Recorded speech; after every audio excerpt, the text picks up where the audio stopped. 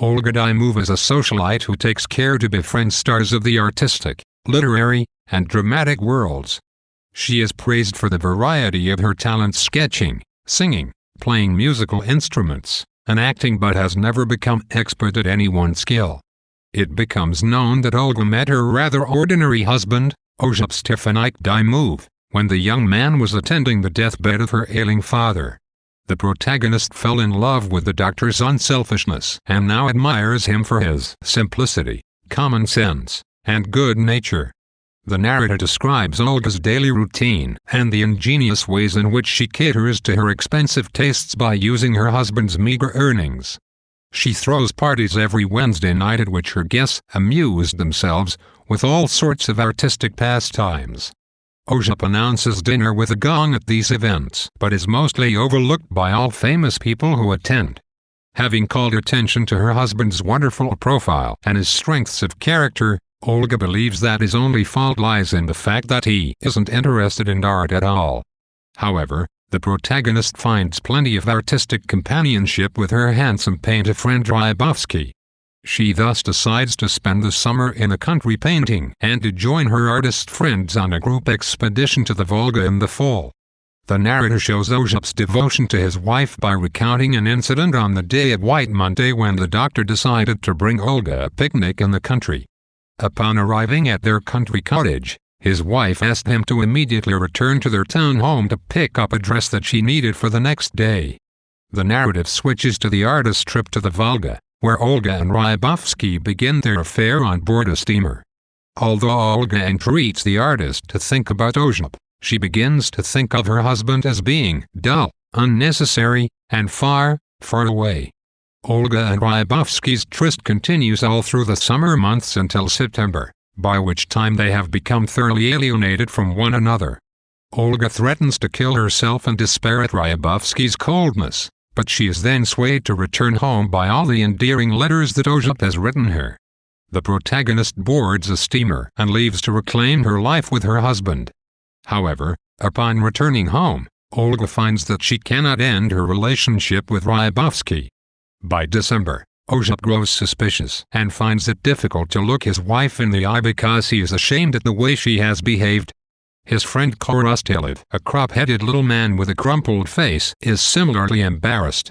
In turn, Olga no longer feigns interest in what Ozhup is doing and makes no reply to the news that he has defended his thesis and thus gained promotion to a lecturership in general pathology.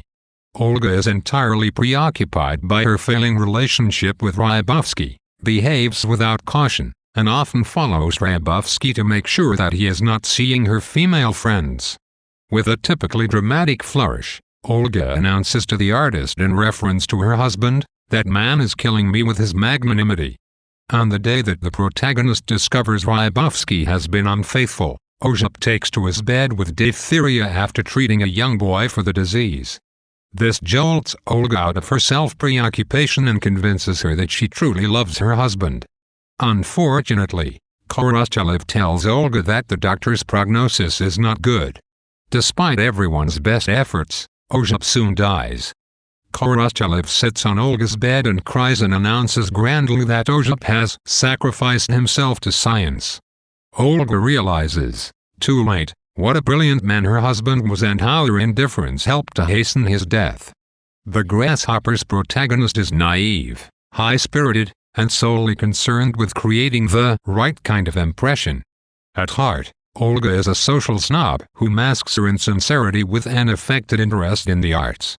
But Chekhov emphasizes that his protagonist's biggest character flaw is to mistake celebrity for genius. Although Ozhup Dymov may seem insipid and uninspiring in contrast to his wife's glamorous friends, his wife realizes too late that he has simply been modest about his greatness. If this tale has any moral which would make it highly unusual for a work by Chekhov, it is that those who possess genius do not flaunt their own superiority. We see that true greatness does not have to be courted by sycophantic socialites or paraded around for others to admire. It exists in the minds of those who follow their own ambitions. The fact that Ozhup is prepared to acknowledge other people's interests marks him as a free-thinking and enlightened intellectual, as Ozhup states to his wife, "I don't understand landscapes and operas." but that doesn't mean that I refuse to recognize their validity. This open-mindedness contrasts noticeably with the pretentious Rybovsky, who concludes in a fit of petulance, everything in the world was conditional, relative, and stupid. Chekhov shifts between his many characters by telling his story in a series of short chapters. One moment we follow Ozhop on his trip to the countryside to visit his wife, while in the next we are sailing along the Volga in high summer with Olga and Rybovsky. Such episodic formatting gives the narrative scope and allows us to glimpse the characters' most private, internal feelings.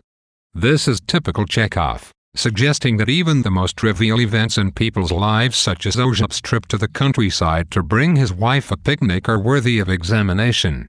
There is no such thing as an inconsequential incident. Chekhov describes the food people eat, the way they brush their hair, and even the tiny nuances of speech that help us to imagine a real person. Every detail of the characters' lives reveals another facet of their personalities, so that more layers of their natures are revealed as we read on.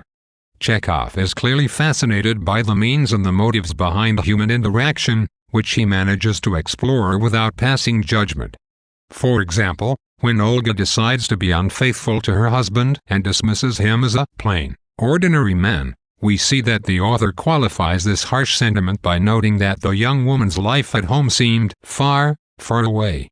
Although none of the characters are entirely admirable, there is no denying that Ozhop is rather unexciting and lacks sparkle. The author presents their weaknesses along with their strengths to construct real, flawed human beings. No one is without fault, yet no one remains unredeemed by a touch of humanity.